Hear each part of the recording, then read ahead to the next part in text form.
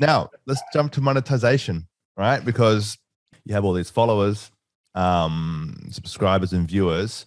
What does it take to monetize, the action, right? Because there's a lot of production costs now that will go into it, right? And, it seems like just a few small videos, here and there, but the production, the volume and the quality standards continue to grow, and then they expand, right? Like into now we have to do some long form. All this is just costs money, right? And so when do you start to monetize it? Or so was it basically just like at the very start? I think you mentioned, some phone calls that were happening, like how were the ways that you were able to monetize the growth and the following across these platforms? Yeah, so I would say, to be frank, a lot of the time was not spent monetizing. That's because one, being really the first lawyer to pioneer this, brands and sponsors have had some difficulty understanding, well, how does my brand fit in with a lawyer? Which I've had to explain and show proof of concept and build that over the last 2 years, essentially. Now, some people may have it much easier because there's already influencers in their space that they can point to, and the advertisers can see, look, this realtor or whoever, whatever is related to your field, is already doing stuff for X, Y, and Z company, and so they know that like they can place brands with you. There's also the ability to, come out with courses, which we're launching soon. And as of today, we're still in the pre-sale, which is at a discount rate.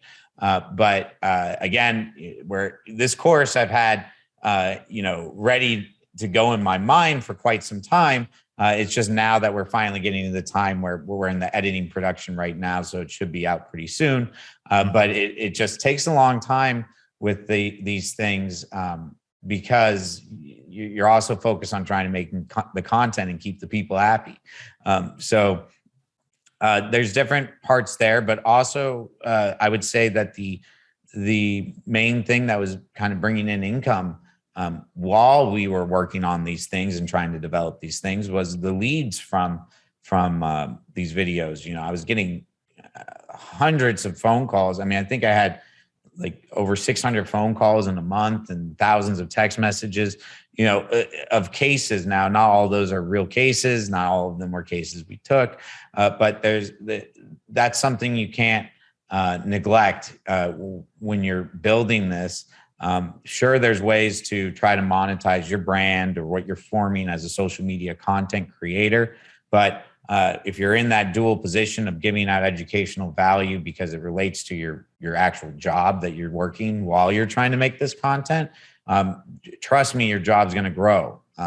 You're going to get people reaching out. And then that's when you start thinking of different ways to help people and spread your time out, because time starts to get very finite. Yeah, I can imagine just what it's like to, just have like all this like full-time job, and then this is kind of the thing that happens on the side.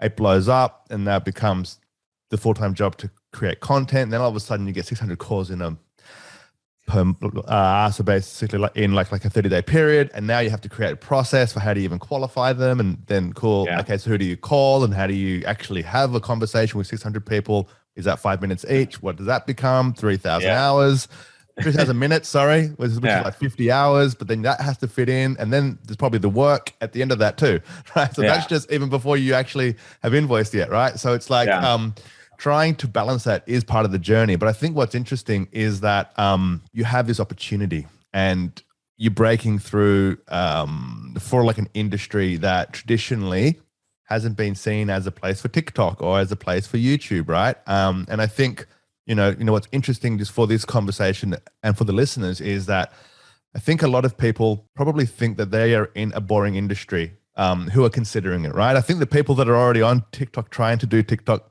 they don't have any issues, right? But I think for professionals, it was like Facebook back in 2010 and 11. That's just for kids. Same for Instagram. That's just for kids, and now it's the same for TikTok. That's just for kids.